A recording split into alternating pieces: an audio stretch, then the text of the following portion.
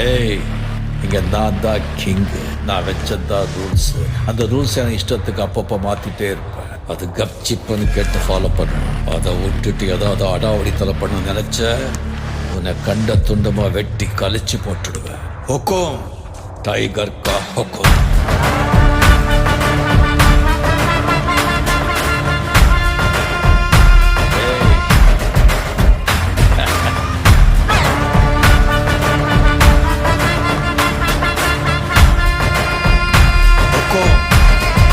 Tiger கா ஹொக்கோம்.